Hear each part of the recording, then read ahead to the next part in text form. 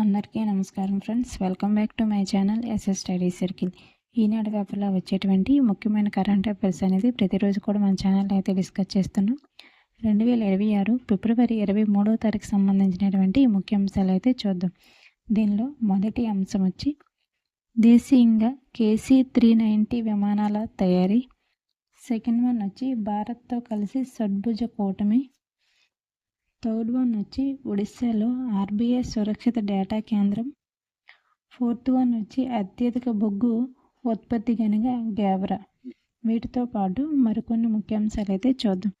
దీనిలో మొదటి అంశం వచ్చి దేశీయంగా KC-390 విమానాల తయారీ. వీటి గురించి అయితే చూద్దాం. బ్రెజిల్ విమాన తయారీ సంస్థ ఎంబ్రాయిల్ మన దేశంలో KC-390 మిలీనియం విమానాల తయారీకి అయితే ఇంట్రెస్ట్ అయితే చూపుతుంది. ఇందుకోసం ప్రధాన ఉత్పత్తి కేంద్రాన్ని భారత్లో నెలకొల్పేందుకైతే సిద్ధమనేసి ఎంబ్రాయిల్ CEO ఫ్రాన్సిస్కో గ్రోమేజ్ అని అతనైతే తెలపడం జరిగింది.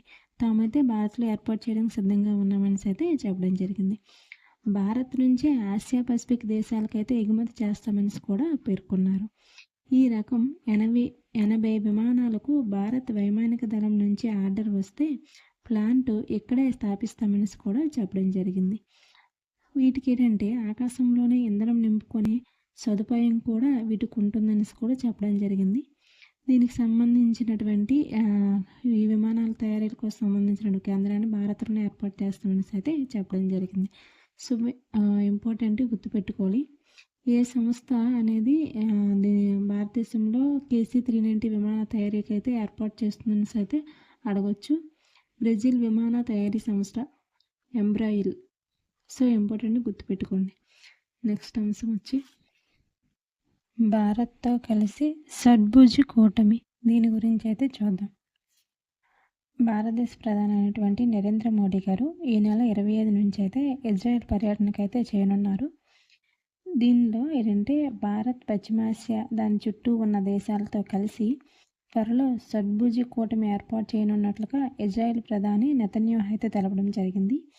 ఇందులో భారత్, అరబ్, ఆఫ్రికా, ఆసియా దేశాలతో పాటు మధ్యధర దేశాలు కూడా ఉంటాయి. ఈ సందర్భంగానే భారత్ను ప్రపంచ శక్తిగా అయితే ఇజ్రాయెల్ ప్రధాని నెతన్యాహు అయితే పేర్కొనడం జరిగింది. సో ఇంపార్టెంట్ గుర్తుపెట్టుకోండి. షడ్భుజ కూటమిలో ఏ దేశాలు ఉంటాయని అడగచ్చు. So important Bharat, Arab, Africa, Asia దేశాలతో పాటు మధ్యధర దేశాలు కూడా దీనిలో అయితే ఉంటాయి. గుర్తుపెట్టుకోండి. నెక్స్ట్ అంశం వచ్చి ఒడిశాలో RBI సురక్షిత డేటా కేంద్రం. దీని గురించి అయితే చూద్దాం. కీలకమైన ఆర్థిక డేటాను కాపాడడానికి ప్రధాన వ్యవస్థల కొనసాగింపును బలోపేతం చేసే ప్రయత్నంలో భాగంగా reserve bank of India RBI ఒడిశాలో అత్యంత సురక్షిత హై సెక్యూరిటీ డేటా కేంద్రాన్ని అయితే నిర్మించింది. దీన్ని ఎలాంటి ప్రదేశాల్లో నిర్మిస్తారంటే దాడులకు సుదీర్ఘంగా వ్యూహాత్మక ప్రదేశాల్లో, భూకంప తీవ్రత లేని చోట అయితే దీన్ని నిర్మిస్తారు. ఇందుకోసం టైర్ 4 సర్టిఫికేషన్ డిజైన్ కూడా వినియోగించారని అయితే సమాచారం అయితే ఉంది. దేశ పశ్చిమ, ఉత్తర సరిహద్దులకు దూరంగా ఉన్న ఈ ప్రాంతంపైకి మిసైల్స్, డ్రోన్లు దాడులు అనేవి ఉండే అవకాశం అయితే తక్కువగా ఉంటుందని కూడా చెప్పడం జరిగింది. ఈ డేటా కేంద్రం అనేది RBIకి అయితే ఇది రెండోది. మొదటిది వచ్చి నవీ ముంబైలోని కార్గర్లో అయితే ఉంది. ఈ కొత్త కేంద్రం RBI కరెన్సీ నియంత్రణ, డేటా విధులకు మద్దతు ఇచ్చే ప్రధాన కంప్యూటింగ్ వ్యవస్థలను అయితే ఇది రూపొందించడం అయితే జరిగింది. దీనికోసం అయితే ఈ కేంద్రంలో ఇవన్నీ కూడా రూపొందించడం అయితే జరిగింది. సో ఇంపార్టెంట్ గుర్తుపెట్టుకోవాలి. RBI ఇటీవలి సురక్షిత డేటా కేంద్రాన్ని ఎక్కడ ఏ రాష్ట్రంలో ఏర్పాటు చేసిందని అడగచ్చు. ఒడిశాలో. సో ఇంపార్టెంట్ గుర్తుపెట్టుకోండి. నెక్స్ట్ అంశం వచ్చి అత్యధిక బొగ్గు ఉత్పత్తి గనిగా గ్యావరా. దీని గురించి అయితే చూద్దాం.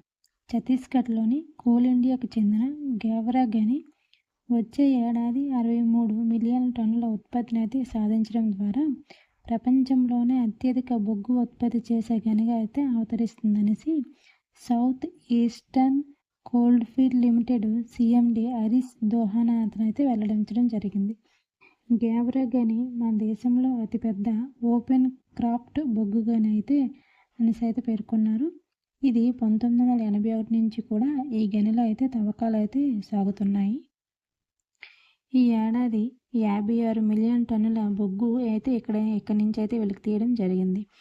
ఈ గని సామర్థ్యాన్ని సంవత్సరానికి 70 మిలియన్ టన్నులకు విస్తరించడానికి ఇప్పటికే పర్యావరణ అనుమతి కూడా లభించింది.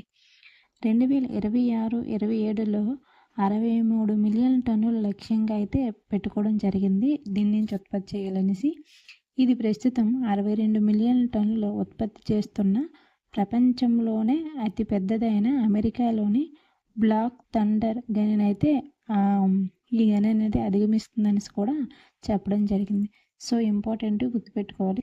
ఇటీవలి అత్యధిక బొగ్గు ఉత్పత్తి గనిగా గ్యావరా అనేది ఏ రాష్ట్రంలో దీన్ని అయితే ఎక్కువగా ఉత్పత్తి చేస్తున్నారని అడగచ్చు. ఛత్తీస్గఢ్లో. ఇది ఎక్కడ ఉందని అడగచ్చు. ఛత్తీస్గఢ్లో. సో గుర్తుపెట్టుకోండి, ఇంపార్టెంట్. గ్రామీణ డాక్ సేవలు దీని గురించి అయితే చూద్దాం. గుంటూరు నగరంలో సత్యసాయి ఆదిత్య కనగిరిలో గ్రామీణ డాక్ సేవల సమ్మేళనం అయితే నిర్వహించారు.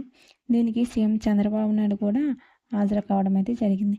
దీనిలో కేంద్ర మంత్రి జ్యోతిరాదిత్య సింధియా ఈమె ఏం మాట్లాడారంటే గ్రామీణ డాక్ సేవలు భారత మాతకు ఆభరణాలు లాంటివన్నీ అయితే చెప్పడం జరిగింది. ఆంధ్రప్రదేశ్లోని విశాఖపట్నంలో సింధియా అనే ప్రాంతంతో మా కుటుంబానికి అవినాభావ సంబంధాలు అయితే ఉన్నాయని కూడా చెప్పడం జరిగింది. దేశంలో తపాలా శాఖ ఖర్చు 1800 కోట్లు ఉంటే ఆదాయం వచ్చి 600 కోట్లుగా ఉందనేసి, లోటును లాభంగా మార్చి ఆదాయాలను పెంచేలా చూడాలనేసి కేంద్ర సహాయక మంత్రి పెమ్మసాని చంద్రశేఖర్ గారు అయితే పేర్కొనడం జరిగింది. దేశవ్యాప్తంగా 7% వృద్ధి రేటు ఉన్న సమయంలో ఆంధ్రప్రదేశ్లోని దేశానికి ఆదర్శంగా 14% వృద్ధి రేటు అయితే సాధించడం జరిగింది. దీనికోసం కృషి చేసినటువంటి ఉద్యోగులందరినీ కూడా అభినందించడం జరిగింది. ఈ కార్యక్రమంలో ఏంటంటే గ్రామీణ డాక్ సేవలు అందించినటువంటి 10 గ్రామీణ డాక్ సేవలు ఉంటాయి కదా, వాళ్ళకైతే ఉత్తమ గ్రామీణ డాక్ సేవలకు సంబంధించి సన్మానాలు కూడా చేయడం జరిగింది. సో ఈ సమ్మేళనం ఎక్కడ నిర్వహించారని అడగచ్చు, గుంటూరులో. సో ఇంపార్టెంట్ గుర్తుపెట్టుకోండి. నెక్స్ట్ అంశం వచ్చి నమో భారత్ రైలు ప్రారంభం. దీని గురించి అయితే చూద్దాం.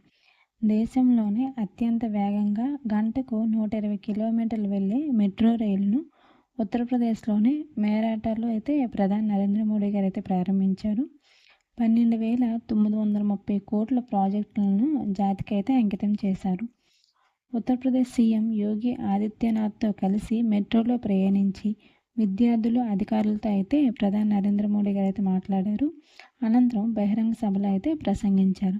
దీనిలో ప్రధానమంత్రి సీట్లో కూర్చోవాలని తపన పడుతున్నటువంటి వారందరూ ముందుగా ప్రజల హృదయాలను గెలవాలని అయితే ప్రధాని నరేంద్ర మోడీ గారు అయితే ఈ కార్యక్రమంలో అయితే పేర్కొనడం జరిగింది. సో ఇంపార్టెంట్ గుర్తుపెట్టుకోవాలి. ఇటీవలి ప్రధాని నరేంద్ర మోడీ గారు ప్రారంభించినటువంటి నమో భారత్ మెట్రో రైలు అనేది ఎక్కడ ఉందని అడగచ్చు, ఎక్కడ ప్రారంభించారని అడగచ్చు. ఉత్తరప్రదేశ్లోని మేరఠ్లో. సో ఇంపార్టెంట్ గుర్తుపెట్టుకోండి. నెక్స్ట్ అంశం వచ్చి ప్రసాద్ పథకంతో కాణిపాకం ఆలయ అభివృద్ధి కోసం కృషి. దీని గురించి అయితే చూద్దాం. కేంద్ర ప్రభుత్వం ప్రతిష్టాత్మకంగా అమలు చేస్తున్న ప్రసాద్ పథకం ద్వారా నిధులు కేటాయించి కాణిపాకం స్వయంభూ శ్రీ వరసిద్ధి వినాయక స్వామి ఆలయ అభివృద్ధి కోసం అయితే కృషి చేస్తామనేసి పౌర విమానయాన శాఖ మంత్రి అయినటువంటి కింజరాపు రామ్మోహన్ నాయుడు గారు అయితే తెలపడం జరిగింది. కాణిపాకంలో స్వయంభూ శ్రీ వరసిద్ధి వినాయక స్వామి ఆలయం అయితే ఉంది. దీనికోసం ప్రసాద పథకం ద్వారా అయితే నిధులు కేటాయించి ఆ ఆలయాన్ని అయితే అభివృద్ధి చేస్తామనేసి అయితే చెప్పడం జరిగింది. సో ఇంపార్టెంట్ గుర్తుపెట్టుకోండి. చూసారు కదా ఫ్రెండ్స్, 2026 ఫిబ్రవరి 23వ తారీఖు సంబంధించినటువంటి ముఖ్యమైన కరెంట్ అఫైర్స్ అయితే డిస్కస్ చేసాం. ఇదే విధంగా ప్రతిరోజు కూడా మన ఛానల్లో ఈనాడు పేపర్లో వచ్చేటువంటి ముఖ్యమైన current affairs and job updates కూడా చెప్పడం జరుగుతుంది. So please support my channel. మన ఛానల్ సబ్స్క్రైబ్ చేయండి, లైక్ చేయండి. మీ ఫ్రెండ్స్ ఎవరైనా ఉంటే వాళ్ళకైతే మన క్లాసెస్ అనేవి అయితే షేర్ చేయండి. Thank you for watching my channel. Thank you.